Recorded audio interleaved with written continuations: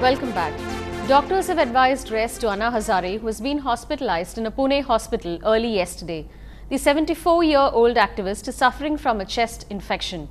This leaves Team Anna in a catch. Following the fast, which was called off on 28 December, Team Anna was planning to tour the 5 poll-bound states ahead of the assembly elections.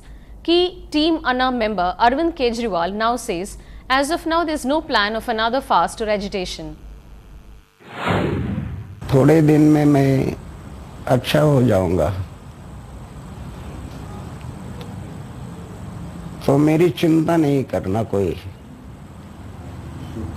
मेरे देश के देशवासियों के लिए और कार्यकर्ताओं के सबसे विनती है कि मेरी तबीयत उतनी खराब नहीं है, आप चिंता करने का कारण नहीं है।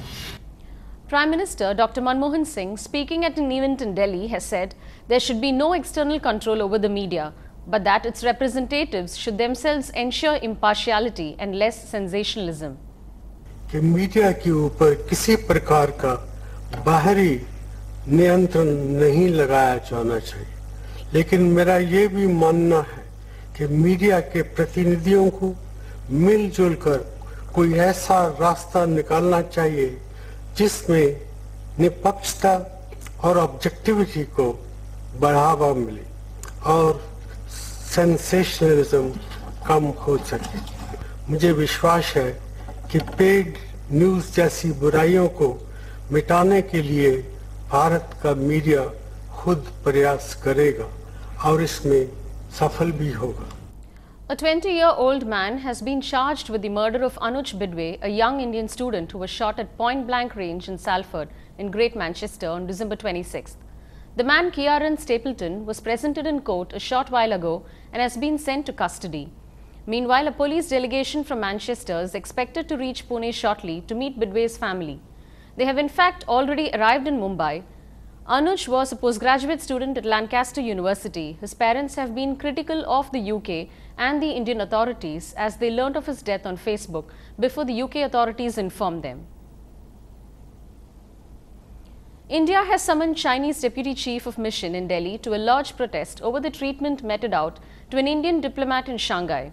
A diabetic Indian diplomat had to be hospitalized when he had to remain in court for several hours.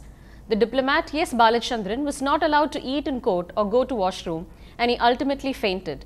He was in court trying to secure the release of 2 Indians held hostage by locals, demanding payment of their dues.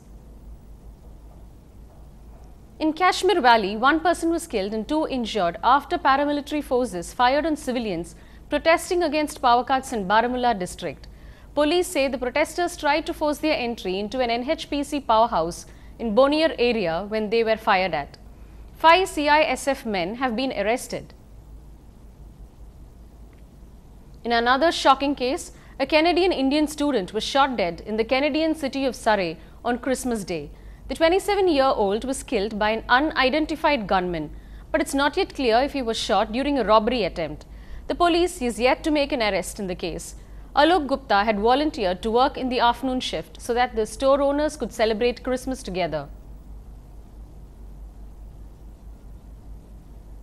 An Australian newspaper, the Daily Telegraph, reignites the Monkeygate scandal, says that Sachin Tendulkar lost the respect of many in Australia due to his role in the row between Harbhajan Singh and Andrew Symonds. Much of the focus in the build-up to the Sydney Test has been on Sachin Tendulkar's 100th 100. But the newspapers are carrying something very different about Sachin Tendulkar. They're actually referring back to 2008, the Sydney Test, where the Monkeygate scandal hit India and Australia relations. Malcolm Corn of the Daily Telegraph has written a very interesting article where he's talked about Sydney as Sachin's sin city. He's also said that the Australians were convinced Tendulkar gave 2 separate accounts of what really happened on that pitch on that day in the Sydney Test. Harbhajan Singh was of course banned for 3 matches, but Sachin Tendulkar's testimony ensured that he would be relieved and exonerated of that ban. In Sydney with Jaideep Bhandarkar, Amitoj Singh for NDTV. On to news of the day 1 from ASL Chennai Open. Somdev will not be playing his crucial round 1 match against Frenchman Eric Prodon. However, Chennai's tennis fans have gotten a taste of the young talent on display. 2 Indian wildcard entries set to battle it out, vying to prove their mettle on the hard court here at the Nungambakkam Stadium. starting with known face Yuki Bumry aced his round 1 match by beating his Slovakian opponent Karol Beck in straight sets 6-2, 6-3. While rookie Vishnuvardhan is presently in a clash with Croatian player Ivan Dodig on centre court. And that's all we have for you on this bulletin. We will be back with more news and updates at 9. Till then, stay tuned.